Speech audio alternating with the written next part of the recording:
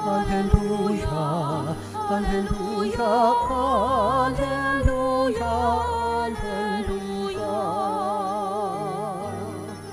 Papuri sa Diyos Ama, pagkat ipinahayag niya, hari siya ng mga aba.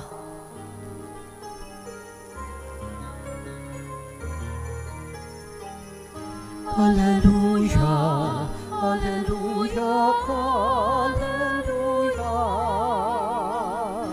Alleluia, Alleluia, Alleluia, Alleluia.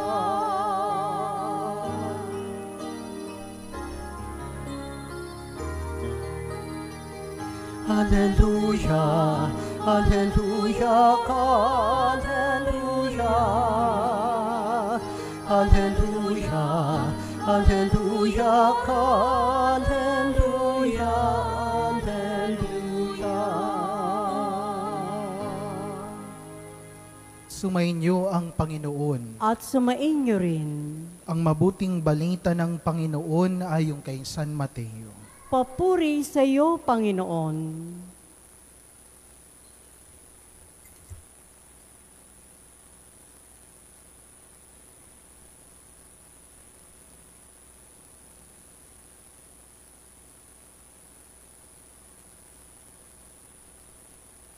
Noong panahong iyon, lumapit ang mga alagad at tinanong si Jesus, "Bakit po ninyo dinadaan sa talinghaga ang inyong pagsasalita sa kanila?"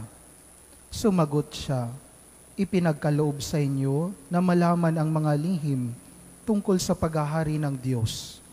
Ngunit hindi ito ipinagkaloob sa kanila, sapagkat ang mayroon ay bibigyan pa at mananagana. Ngunit ang wala, kahit ang kakaunting nasa kanya, ay kukunin pa.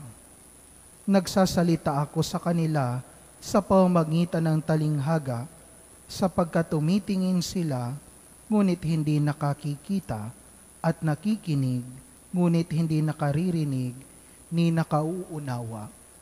Natutupad nga sa kanila ang hula ni Isaías na nagsasabi, "Makinig man kayo ng makinig, hindi kayo makauunawa, at tumingin man kayo ng tumingin, hindi kayo makakikita, sapagkat naging mapurol ang isip ng mga ito. Mahirap makarinig ang kanilang mga tainga, at ipinikit nila ang kanilang mga mata.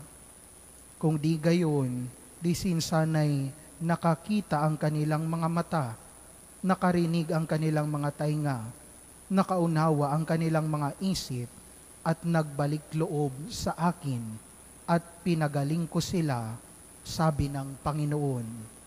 Mapalad kayo, sapagkat nakakikita ang inyong mga mata, at nakaririnig ang inyong mga tainga. Sinasabi ko sa inyo, maraming propeta at matutuwid na tao ang nasang makakita sa inyong nakikita, ngunit hindi ito nakita, at makarinig sa inyong naririnig, ngunit hindi ito napakinggan." Ang mabuting balita ng Panginoon. Pinupuri ka namin, Panginoong Hesu Kristo. Santo. Amen. Taong 1866, Good evening po sa inyong lahat. Akala pa nasa children's mass ako. Nakakatuwa ang mga bata. No? At batiin ho natin ang mga katabi natin ng good evening. Alam ho ninyo, bukas, kung di ako nagkakamali, in-announce na wala pa rin pasok. No? Dahil ho sa sama ng panahon na ito, pagbuhos ho ng ulan, abay, sabi natin, ang hinihingi natin itong 9 na araw na nagdaan ay bumuhos ang biyaya. Bakit naman ulan talaga ang ibinuhos sa atin, no? Wala ho kaming kinalaman sa pagnunubina kay Saint Charbel na bumuhos ang maraming ulan ho, ano? Pero naniniwala ho tayo na sa 9 na araw na nakadaan, tayo ay tinuruan, binuhusan ng langit ng pananampalataya. Kaya tayo ay nagkakatipon ngayon, kapistahan ng ating bagong kaibigan sa langit, si San Charbel Macluf, isang paring Lebanese na pare, monk, at ermitanyo. Sa simbahan ho ng Maronite Church, ay ang kapistahan niya ay every third Sunday of July. Pero sa simbahan natin, sa Latin Church, na sineselebrate natin ang kanyang kapistahan every 24th of July. Kaya tayo nagpapasalamat sa Diyos sa biyaya ni San Charbel. At kabi ko nga ho ay talagang buhos ang biyaya dahil nandito rin ang ating mahal na ina ng laging saklolo, ang pangalawang araw ng kanyang pagdalaw dito sa ating parokya, ang kanyang unang pagdalaw. At unang araw pa lang binigay na tayo ng himala. Yan ay ang i-announce kahapon, kagabi ni Father Rico, ang parish priest at rektor ng Baclaran Church, na dapat hanggang Sabado lamang, pero binigyan tayo ng pagkakataon. Ginawa niyang isang linggo hanggang Miyerkules nandito ang ating mahal na ina. Talagang ako'y hindi ko alam, mixed emotion. Sabi ko kahapon, ako ba'y matutuwa o ako ba'y kakabahan? Dahil siyempre iingatan natin mabuti ito. Pero ganun pa man, ang mahal na ina ng laging saklolo ay pinagkalob sa atin sa mga sandaling ito na tayong lahat ay kinakabahan o tumitila ang ulan. Pero maya-maya didilim na naman at uulan na naman. Pero nandito ang ating mahal na ina, sinasamahan tayo. At yun ang pinanghawakan din ng nanay ni Saint Charbel. Nung maagang namatay ang kanyang asawa, abay 5 magkakapatid sila Saint Charbel, siya ang bunso. Pero imbis na siya ay mawalan ng tiwala at pag-asa, mas kinapitan niya ang pananalig sa Diyos. Kaya nga sa lahat ng pagpapakita ng ating mahal na ina, isa lamang ang kanyang sinasabi, lumapit kayo sa aking anak. Ibinibigay ko sa inyo ang aking anak. At sa unang himala ni Kristo, ano ang bilin, ano ang turo ng mahal na ina? Gawin ninyo ang sasabihin niya. Kaya yun ang ginawa ng nanay ni San Charbel. Mas inilapit niya ang kanyang mga anak sa ating mahal na ina, sa ating Panginoon, lalo na sa banal na misa.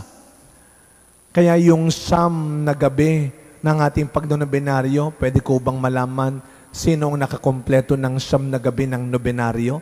Taas nga ng kamay ang nakakompleto ng siyam na gabi. Congratulations sa inyo at salamat sa pagsama ninyo sa siyam na gabi kasama si San Charbel. At ano po ang iniiwan sa atin ng santo na ito? Ang ganda-ganda ho, habang binabasa ko ang ating ebanghelyo ngayon tungkol sa mata, tungkol sa paningin. Pag tinignan ninyo ang larawan ni San Charbel, nakayuko, nakatingin sa baba. At ang kwento ng kanyang mga kasama noon, buong buhay niya sa monasteryo, nakatingin lagi siya sa baba. Kailan lang niya tinataas ang kanyang mata? Kapag nagmimisa. Ang ganda ho ng si San Charbel, wala masyadong librong ginawa, hindi kagaya ng ibang santo. Katunayan siya ay literal na namundok. Doon siya tumira sa bundok. Wala siya dito sa bayan, sa city, na gumawa siya ng maraming mabubuting bagay. Nandun siya sa bundok. At ngayon, itinuturing siya ng simbahan. Kita nyo naman pinagtabi pa silang dalawa. The first runner-up at second runner-up. Dahil ang sabi ng ating simbahan, kasunod ng ating mahal na ina, si San Charbel, ang maraming accounts ng himala sa pamamagitan ng kanyang panalangin. Kaya talagang todo-todo ang buhos ng biyaya sa gabing ito. Kapistahan ni San Charbel sa harap ng ating mahal na ina. Pero ano ang pareho nilang itinuturo sa atin? Sabi ni Maria, do whatever He tells you.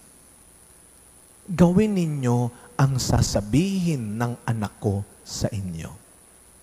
At ano ang ginawa ni San Charbel?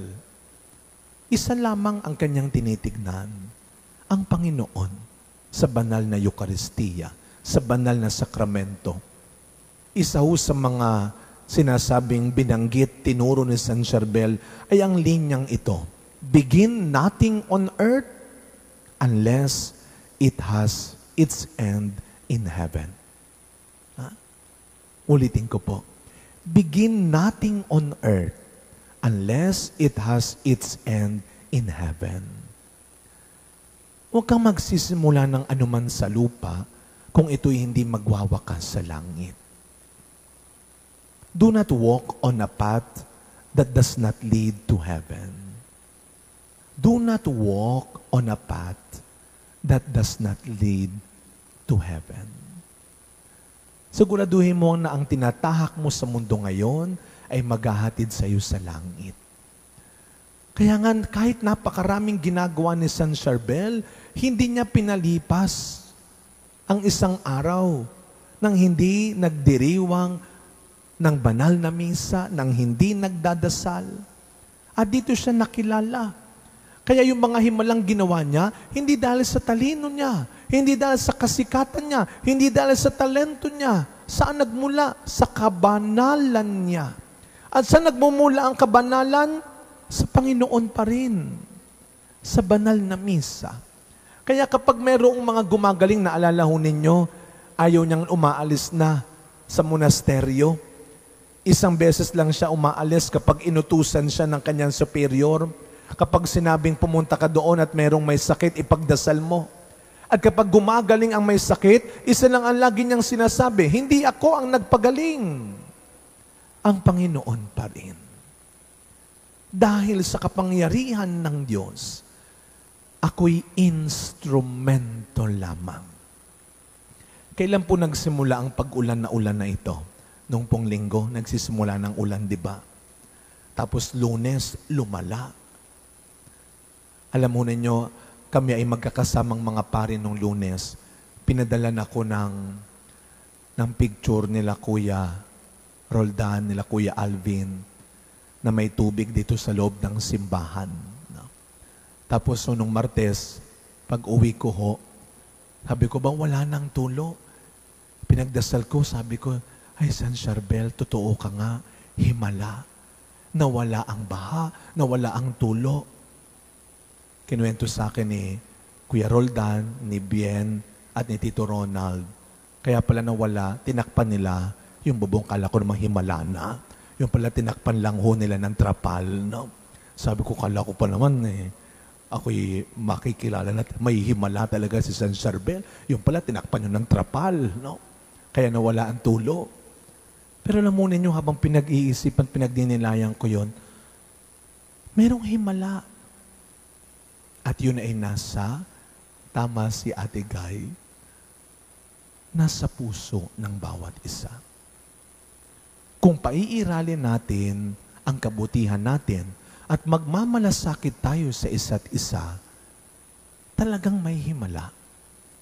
Nagmumula ang himala sa kabutihan ng bawat isa. At saan nagmumula ang kabutihan natin? Sa Panginoon pa rin. Kaya hindi matatapos sa nobenaryo natin, sa misang ito, ang mahal na ina ay babalik 1 linggo pagkatapos sa baklaran. Pero ano yun? Wala nang himala? Of course not. Araw-araw may himala, may biyaya. Kung ang bawat isa sa atin ay nagsisikap gumawa ng mabuti at tama. Yun ang himala. Doon nagmumula ang himala.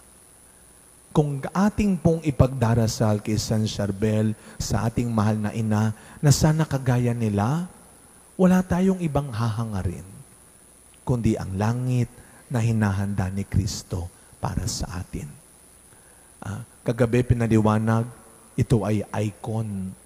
Diba? Naalala ho ninyo kahapon, pinaliwanag ng mga taga-Baklaran. Huwag lang daw kayo humipo-hipo. Pagmasdan ninyo ang mata, ang mukha ng ating mahal na ina. Napakaganda habang pinagtatagpi-tagpi ko ang mga nangyayari. Icon in the eyes of Mary. Si San Charbel, itinataas na mga kanyang mata sa harap ng Panginoon. Sana mga kapatid, hanggat tayo nabubuhay pa sa mundong ito, sa maraming ginagawa natin, huwag natin tatanggalin ang paningin at pagtingin natin sa Panginoon. Sa tulong ng ating mahal na ina, sundin natin siya. We desire only for God always for God. Sa pagkapatuloy ng ating banal na misa sa kapistahan ni San Charbel, mamaya mamimigay din kami ng estampita. Hindi nyo na kinakailangan na ipahid din sa larawan ni San Charbel katulad ng ating samahal na ina. Pero pumili kami ni Brother Joniel, ano bang magandang picture ang paggagawa nating estampita? Ito pa rin, yung nakatingin sa lupa, pero ang isip at puso ay nasa langit lang. San Charbel, ipanalangin mo kami. Mahal na ina ng laging saklolo, ipanalangin mo kami. Amen.